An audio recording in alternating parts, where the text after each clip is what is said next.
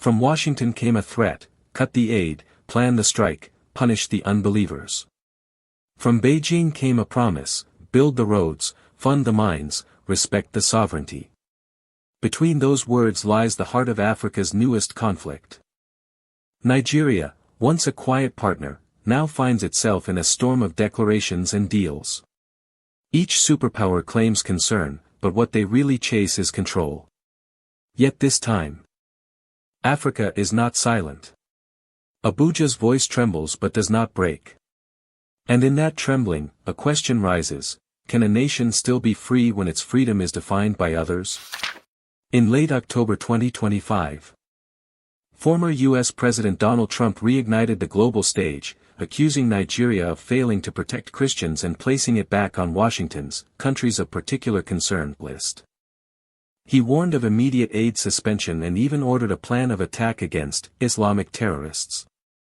Beijing responded within days. China's foreign ministry rejected what it called religion as a weapon, reaffirming its support for Nigeria's sovereignty and economic path.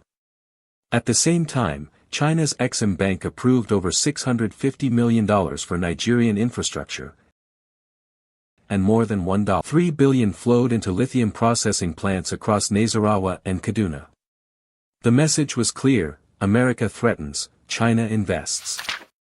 From the beginning, America's relationship with Africa has been a story of contradictions: sermons of democracy shadowed by drone strikes, lectures of freedom paired with sanctions.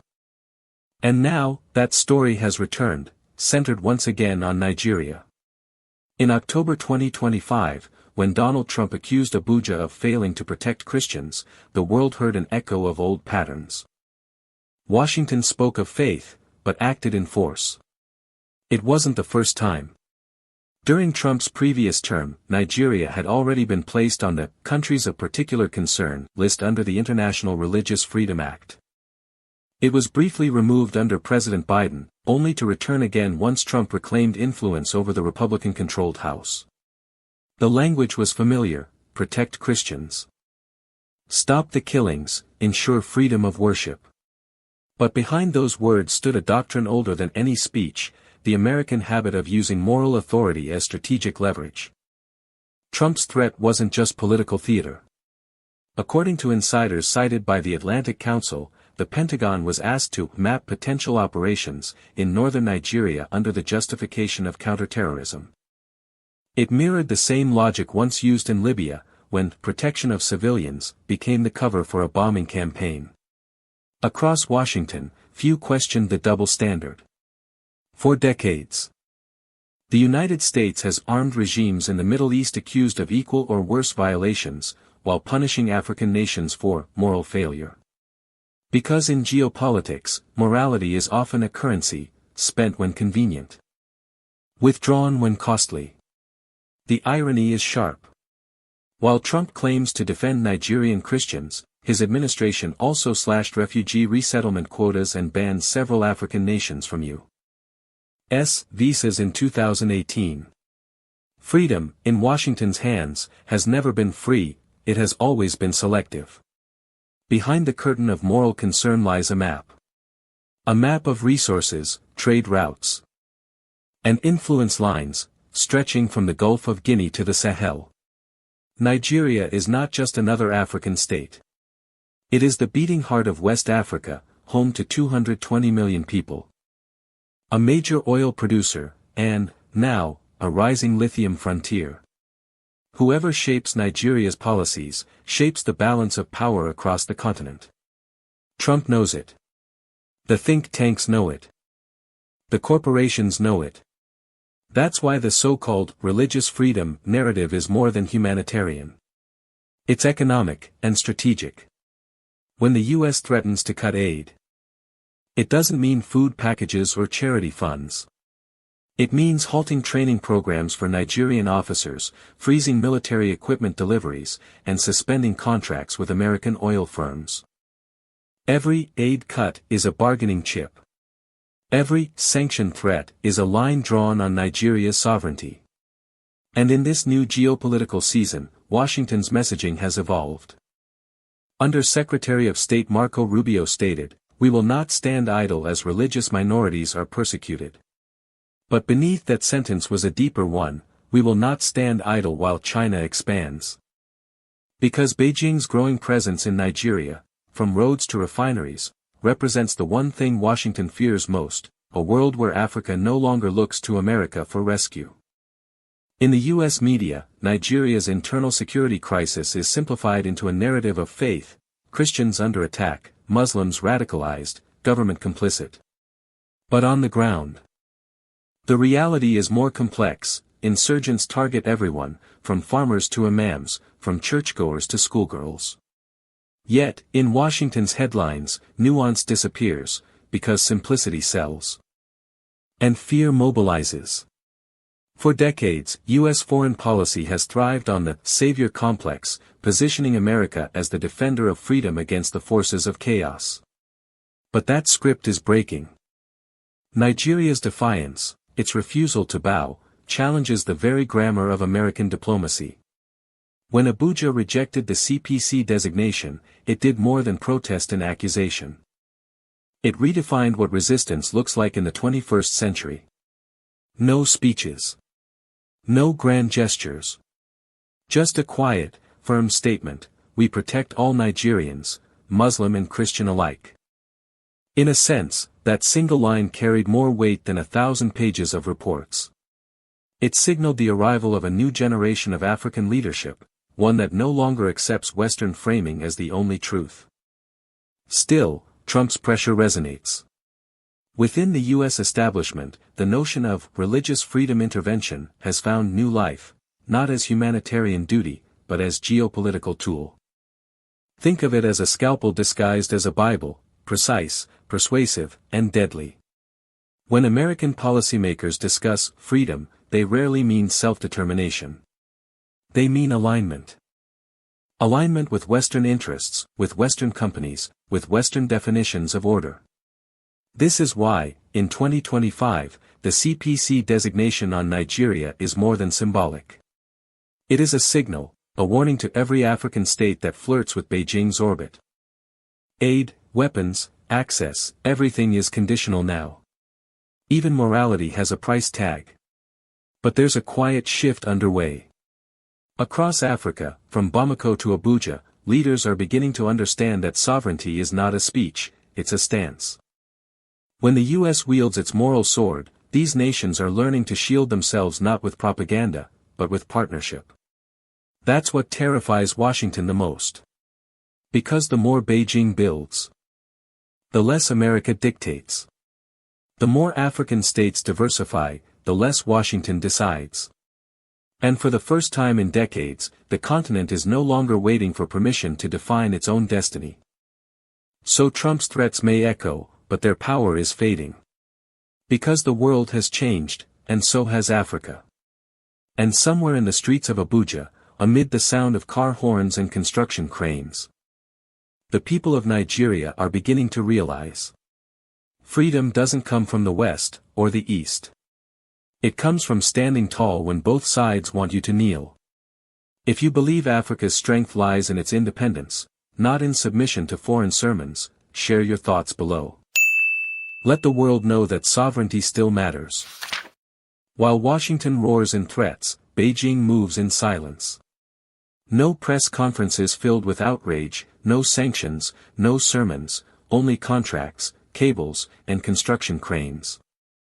In the weeks following Trump's declaration, China's Ministry of Foreign Affairs issued a brief but potent statement. We oppose the use of religion and human rights as pretexts to interfere in other nations' internal affairs. China stands firmly with Nigeria in defending its sovereignty and pursuing a development path consistent with its national conditions. No loud defiance, no emotional tone, just precision. That is Beijing's art of power. Where America wields words, China builds infrastructure.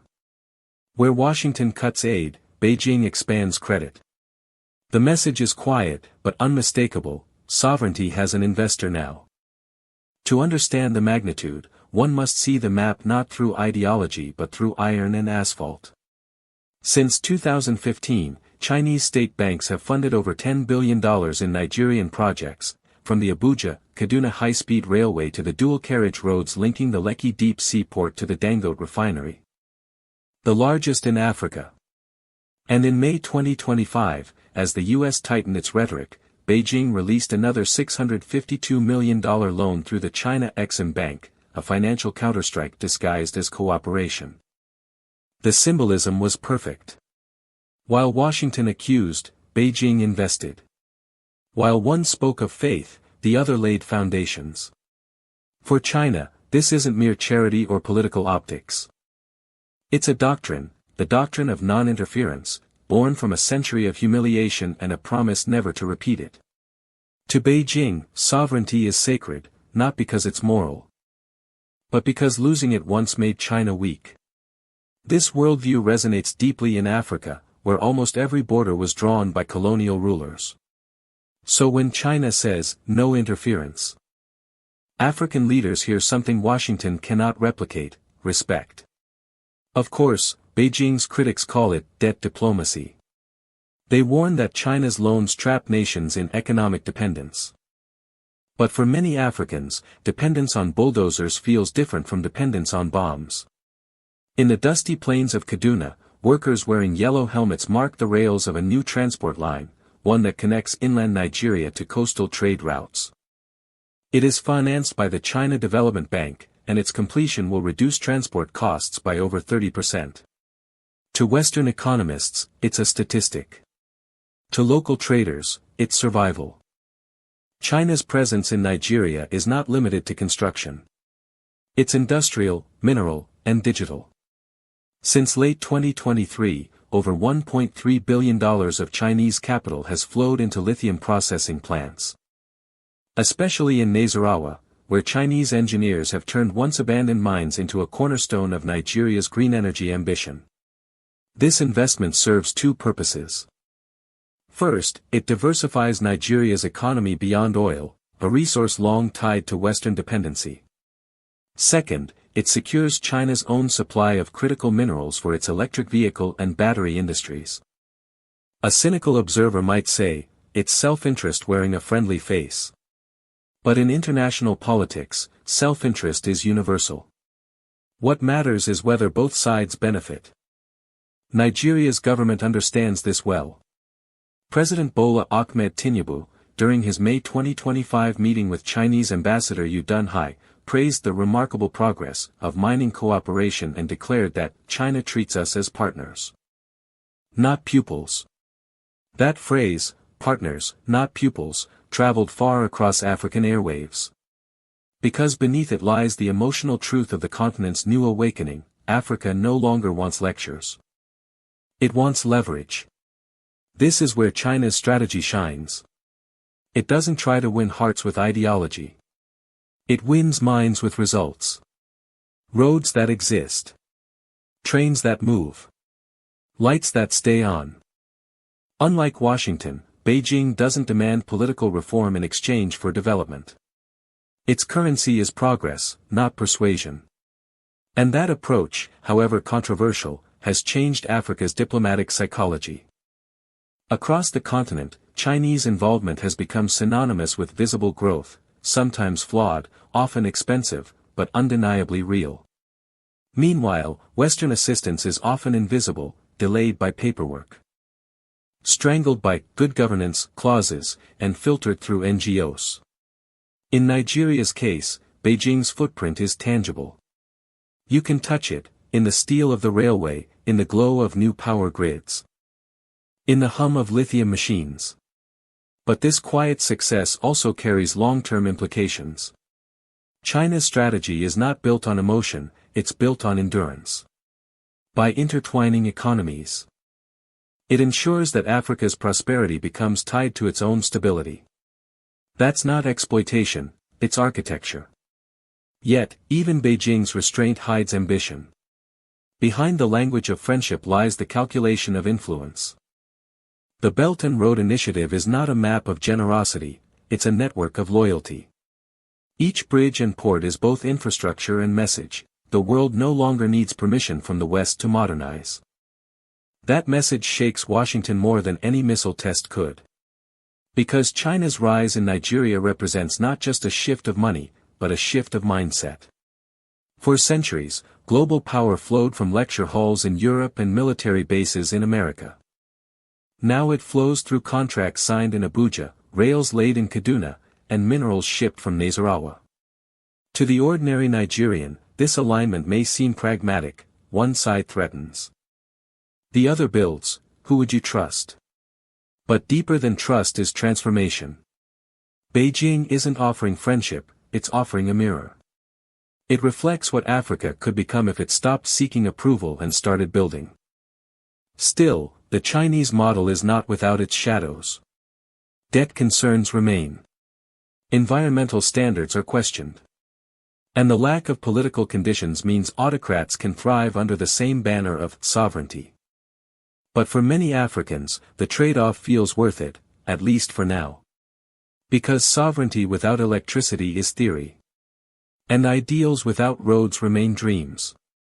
In the halls of the Chinese Foreign Ministry, strategists often quote a Confucian phrase, harmony is not sameness.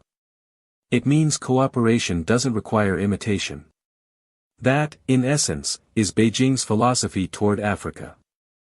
It doesn't demand replication of its system, only recognition of its presence. And as Washington tries to isolate Nigeria, Beijing surrounds it with opportunity. By 2025, Nigeria has become one of China's top 5 African partners under the Belt and Road Framework. Railways, refineries, mining zones, digital corridors, each project threads Nigeria deeper into the fabric of the new Eurasian order. It is not colonization, it is integration. A rewiring of the global South. So while Trump drafts his threats, Beijing drafts blueprints. While the US sends warnings, China sends welders. And in that simple contrast, the future of Africa is being decided, not by speeches, but by steel. The silent builder may not make headlines, but it changes the ground beneath them. Between the roar of Washington and the whisper of Beijing stands Abuja, not as a pawn, but as a player learning the game. Nigeria is no stranger to foreign pressure. For more than 6 decades, it has lived at the crossroads of Western aid and Eastern ambition. But 2025 is different. The country no longer wants to be defined by who supports it, only by how it stands. President Bola Ahmed Tinubu knows this better than anyone. A former governor turned statesman, he has spent years watching how foreign narratives twist African politics, sometimes through headlines, sometimes through handshakes. When Trump's threat arrived, Tinubu didn't shout. He simply rejected the accusation, reminding the world that terrorism kills both Christians and Muslims. And that Nigeria's war is against extremism, not faith. It was a statement that seemed simple, but beneath it lay a philosophy. For Tinubu, sovereignty isn't a speech, it's a boundary drawn in silence.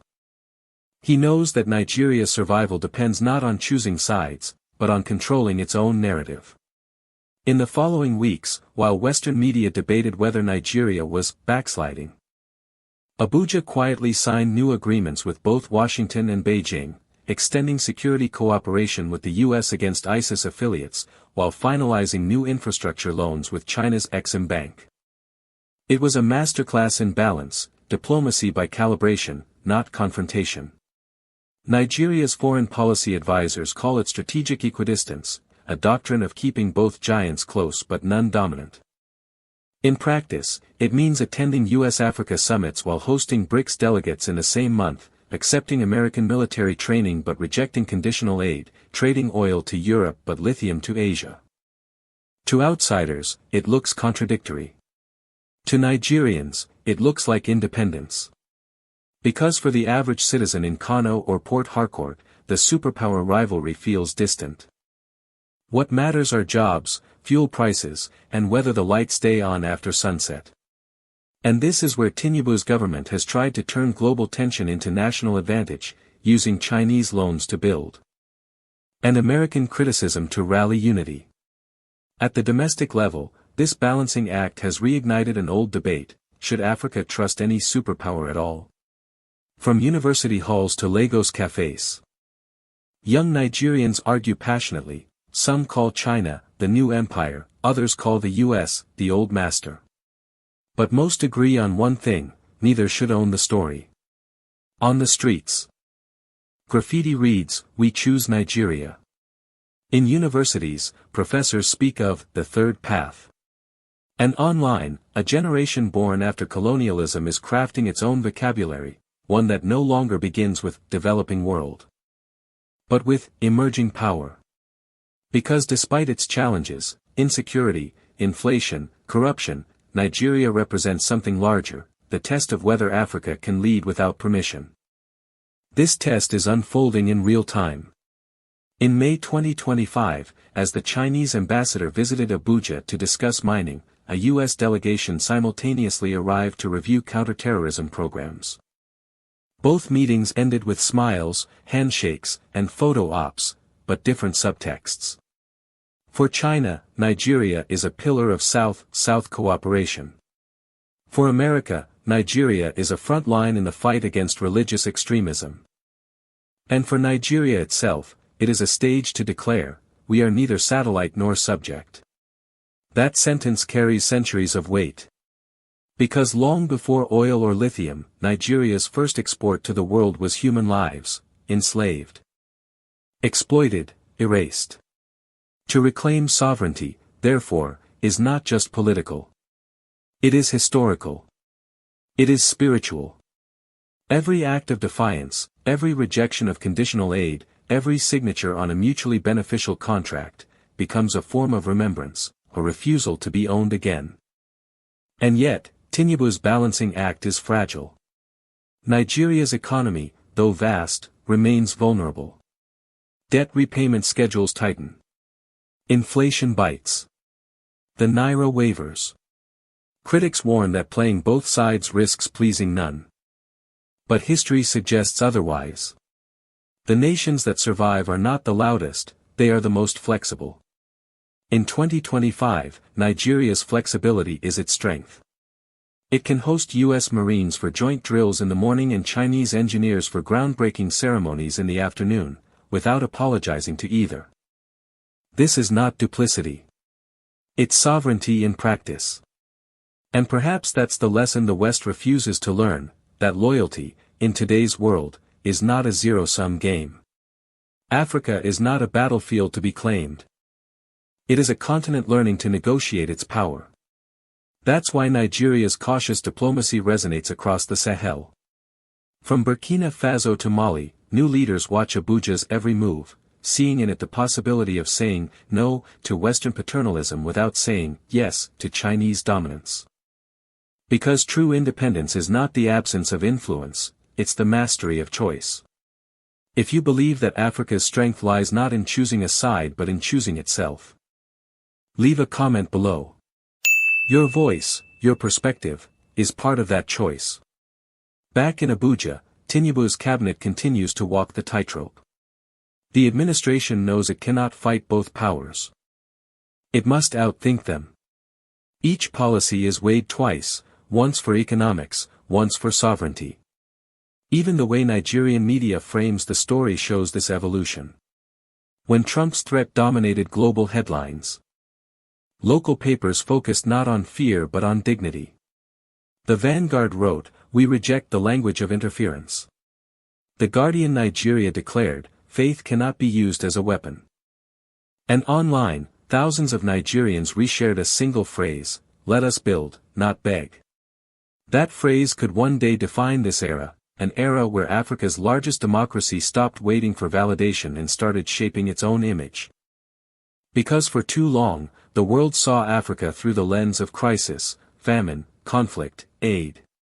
But Nigeria is proving another lens exists, one where every act of defiance, every signed contract, every small victory of stability adds up to something profound, continuity. The West wants reform. The East wants resources. Nigeria wants resilience. And that desire, more than anything else, might become the foundation of the continent's future. So when history looks back at this decade, it may not remember the threats or the loans, but the quiet stubbornness of a nation that chose to stand between two giants, not beneath them. For in that fragile middle ground lies the seed of something unbreakable. The conviction that freedom is not granted by power, but earned by persistence. In the end, the battle for Nigeria was never really about Nigeria. It was about the power to define what freedom means, and who gets to own that word. The West speaks of liberty as faith and democracy. The East calls it sovereignty and development. But somewhere in between, Africa is learning to write its own definition. For centuries, outsiders came to Africa with ideas already packaged: Christianity, communism, capitalism, all wrapped in promises of salvation. They all spoke of freedom, but none spoke of listening. And now, as America and China replay the old competition in new colors, the continent begins to see the pattern. Freedom, they realize, is not imported. It is built, brick by brick, village by village, generation by generation. It does not arrive with soldiers or loans. It arrives when a nation believes that its mistakes, its struggles, and its victories belong to itself. The war today is not over land or ideology. It is over narrative. Who tells Africa's story? Who decides what failure looks like? Who gets to say what success means? When the West calls for human rights, it often means our version of rights. When the East calls for partnership, it often means our terms of partnership. Both speak the language of respect, but both expect obedience in translation. Yet Africa, after centuries of silence, has found its own voice. It doesn't sound like anger or revenge. It sounds like clarity. It says, "We are not the world's lesson, we are the world's mirror." Because in every speech from Washington, and every contract from Beijing, Africa sees not just offers but reflections of what power truly fears, a continent that no longer needs validation. And that is the twist history never expected. Not rebellion, not isolation, but awakening. The realization that Africa doesn't need to choose between the cross and the dragon, it only needs to choose itself. In Abuja, a young journalist once asked, "What does freedom mean now?" An old professor answered, "It means the right to make our own mistakes." That simple truth, raw, humble, and human, might be the foundation of a new era. Because true independence was never about flags or speeches. It's about narrative ownership. It's about telling the world, we are no longer your subject. We are our own story. And that story, imperfect, chaotic, alive, is already being written in the dust of Nasarawa's mines, on the rails of Kaduna, in the prayers of Lagos. In the laughter of children who no longer remember fear. The real war, then, is not fought with guns or trade. It is fought with words, choices, and dignity. And for the first time in modern history, Africa is winning, quietly, patiently, relentlessly, by learning to define itself. Freedom has many accents, American, Chinese, European, but the African one is still being written. And tonight, in the hum of Lagos, in the prayers of Abuja, in the dust of Nasarawa, it sounds different, steadier, older, unbroken. Nigeria's story is not perfect. It bleeds, it stumbles, it rebuilds. But through every crisis, every foreign sermon, every test of faith, the same truth remains: sovereignty is not what you're given, it's what you refuse to surrender. The world may keep arguing over Africa's destiny. But Africa no longer waits for permission. It is standing, walking, building, in its own rhythm, in its own voice. If this spirit moves you, don't let it fade. Like, comment, and subscribe, not for the algorithm, but for the awakening. Because together, we are more than viewers. We are witnesses of a continent reclaiming its voice. And if that voice reaches you, carry it forward. Because the fire that began in Lagos, in Abuja, in Bamako, belongs to all of us now.